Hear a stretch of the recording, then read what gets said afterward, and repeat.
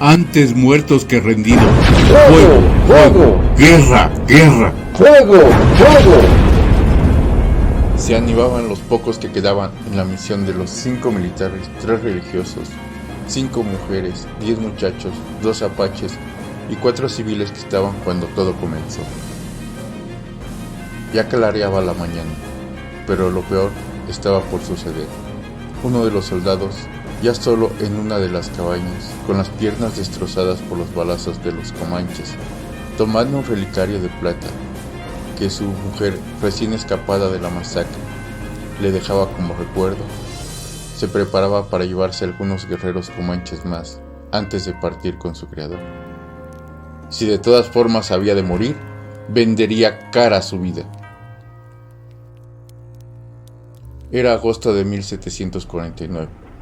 El soldado estaba emplazado en San Antonio. 4 jefes apaches acudieron a dicha ciudad para pedir a los españoles no solo la paz, sino una alianza y armas de fuego para luchar contra los comanches.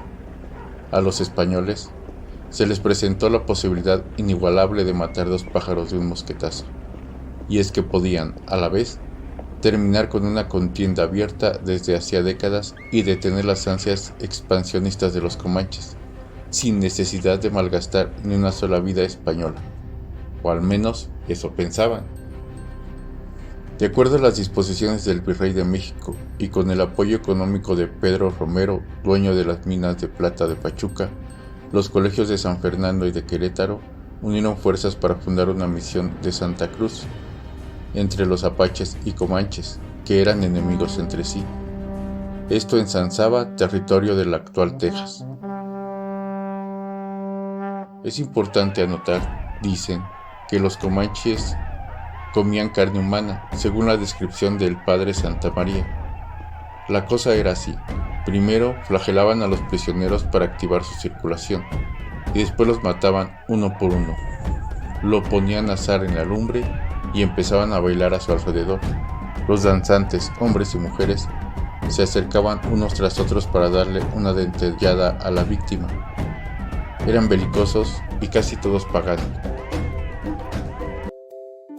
Así, en el año 1757, se fundó la misión de San Saba para evangelizarlos. Llegaron 6 misioneros, 2 del colegio de San Fernando y 4 del de Querétaro.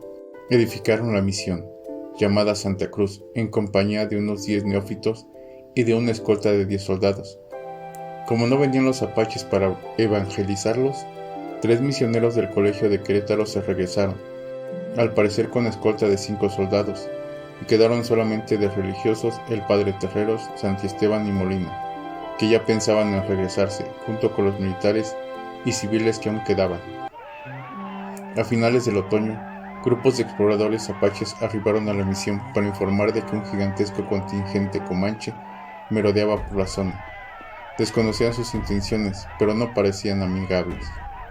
Las noticias de continuos saqueos y ataques a las partidas españolas hicieron que Parrilla solicitase a los religiosos protegerse en el presidio, pero estos rechazaron la invitación. ¿Por qué?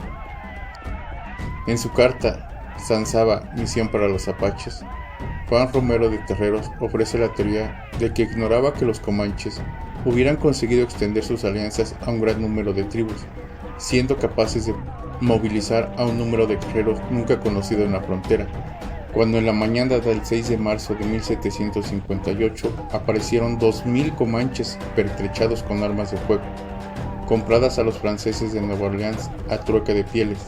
Venían en son de guerra, pero algunos mencionan que aparentaron venir para hacerse cristianos. Sus intenciones eran inciertas, pero el elevado número hizo que, en primer término, los escasos soldados presentes en el lugar cerraran las puertas. Desde las rejas, con el miedo en el cuerpo, el cabo Asensio Cadena les exigió identificarse. Algunos de ellos respondieron que iban en busca de sus enemigos apaches. El reloj marcaba las 7 de la mañana, y la situación era tan precaria que el militar prefirió permitirles entrar en el lugar. De todas formas, debió pensar, era imposible contenerles. Todo ocurrió a la velocidad del rayo. El padre Terreros recibió a los nativos con las clásicas baratijas, un presente típico para calmar los ánimos. Sin embargo, cuando los regalos se terminaron, los indios exigieron la entrega de los caballos que hubiera en el complejo. El fraile, suspicaz, alegó que no podía ofrecérselos, pero les dio una nota manuscrita que podían llevar hasta el presidio para que el capitán Parrilla los entregase. Lo que buscaba, en realidad, era la ayuda de los militares del presidio. No era malo el plan, pero sí lo fue el resultado. Al cabo de un tiempo, varios de los indios que habían ido al presidio volvieron diciendo que les habían disparado y habían perdido 3 hombres. Veamos lo que dice Palou en su crónica. Los padres recibieron con demostraciones de cariño, pero los gentiles, disimulando sus malos intentos, dijeron que venían por la paz de los españoles, pidiendo que uno de los padres fuese con ellos para que no les hiciesen daño. El padre Terreros se determinó a ir, aunque ya creyó iba a recibir la muerte, y pues al despedirse de sus compañeros, les dijo lo encomendasen a Dios y se encomendasen también, porque en breve estarían en la otra vida. El padre Santisteban se retiró un cuartito con el Santo Cristo de pecho y quedó afuera el padre Molina, agasajando a los indios y despidiéndose del padre Alonso Terreros. Terreros se ofreció volver con ellos al presidio para solucionar el conflicto con el capitán Parrilla, pero luego se apartó como a 30 pasos de las casas, acompañándolo toda la chusma. Le dispararon con un arma de fuego, con cuya herida cayó. También fue abatido a tiros en la puerta el soldado que se disponía a viajar con él, y sobre ellos cayeron todos los indios para acabarlos de matar. Viendo esto el padre Molina y que no podía socorrer a su compañero, quedó absorto. Nuestro soldado, tirándolo del hábito, lo retiró a su casa, con la pena de que su compañero, el padre Santisteban, estaba en otro cuarto y sin poderse juntar, y entrando en él, los indios le cortaron la cabeza, cuyos golpes oyó desde el otro cuarto el padre Molina. Entonces se desató un infierno de plomo entre los defensores y los comanches. La ira comanche terminó de desatarse con la quema de la empalizada. El resto de los habitantes de la misión se escondieron en sus viviendas, pero les sirvió de poco. Narra Arsenal que, cuando entraron, asesinaron a 8 frailes y apaches, sin piedad. Solo escapó uno. A los religiosos los decapitaron, lo mismo que a la estatua de San Francisco, que presidía la nave de la iglesia. Mancillaron los objetos sacros, lo destrozaron todo, añade. El crimen más escalofriante fue dejar el cuerpo sin cabeza de un fraile sobre el altar. El ataque inicial duró cerca de 2 horas, y fue un salvajismo inenarrable. El padre Terreros sería colgado boca abajo, en el campanario de la misión, mientras se desangraba de mala manera, y sin decoro para un hombre de Dios. Es de suponer que su alma invicta entrará por la puerta grande al paraíso. El fuerte estaba a unos 3 kilómetros de distancia, y desde él se oían los gritos desgarrados de las víctimas.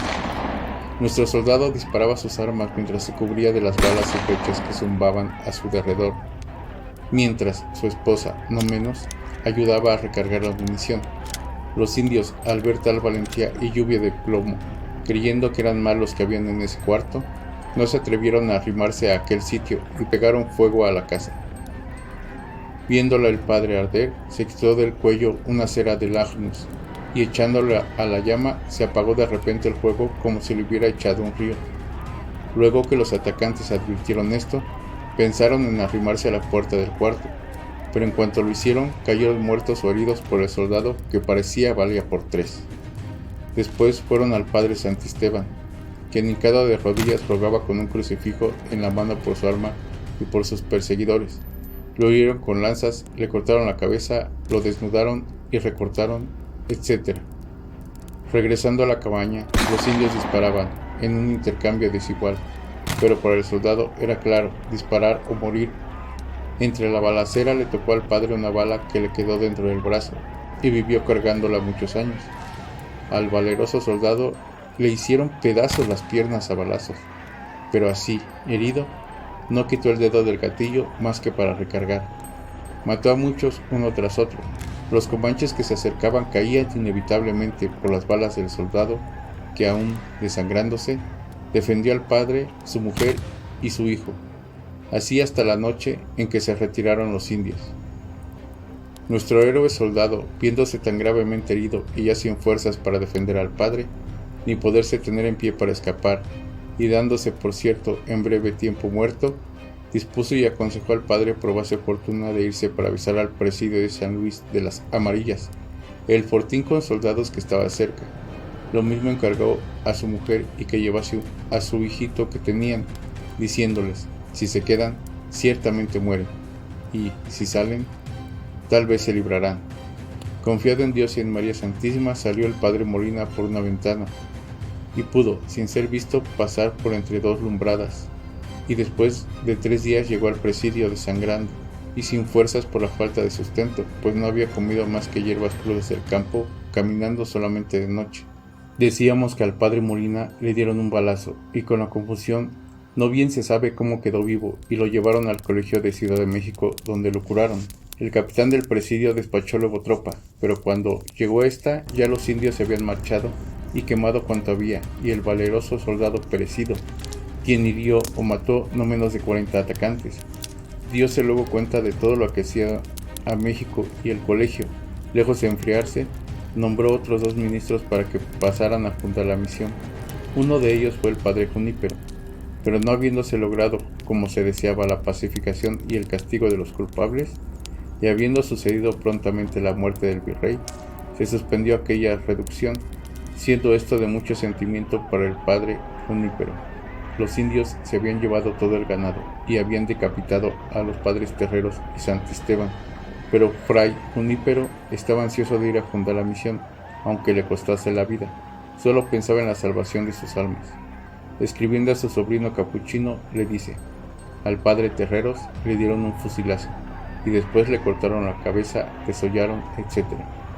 Intervinieron varios casos o circunstancias que indudablemente parecen milagrosos, y omitiendo otros, digo, después de desamparado por los bárbaros el campo, fueron los cristianos del cercano presidio en busca de los cadáveres, para darles sepultura, y a los 6 días fue hallado el padre fray José Santisteban, respirando un muy suave olor, destilando de las cortaduras sangre fresca, la cabeza un poco separada del cuerpo, con las mismas circunstancias, su cuerpo ceñido de 3 cilicios de hierro, enterrándolo allí mismo, cubriéndolo con tierra, sobre el cual salió después una muy lozana macoya, o tallos de maíz, prodigio que a mi ver puede significarnos que el grano de trigo, que estaba bajo aquella tierra muerto, nos promete mucho fruto en el logro de las almas de aquellos indios. Los comanches atacaron también al presidio, pero fueron rechazados a costa de la vida de 8 combatientes, 1/3 de la fuerza. Así terminó la escasa vida de la misión de San Saba, aunque no su leyenda. Y es que en los meses siguientes fueron decenas los relatos que hablaron de su triste devenir. Fray Fidel Lejarza, contemporáneo de los hechos, escribió una relación de lo acaecido en la que explicó que los comanches llegaron a las 7 de la mañana y cercaron la misión, y confirmó que la cifra de residentes en ella eran de 5 militares, 3 religiosos, 5 mujeres, 10 muchachos, 2 apaches y 4 civiles más. También dedicó unas líneas a la defensa por parte de todos ellos en el lugar. Cercados pero animosos, animando unos a otros, gritaban a voz en cuello: Antes muertos que rendidos. ¡Fuego! Fuego, ¡Fuego! guerra, guerra.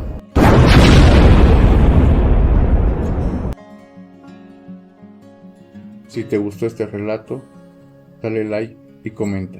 No olvides suscribirte.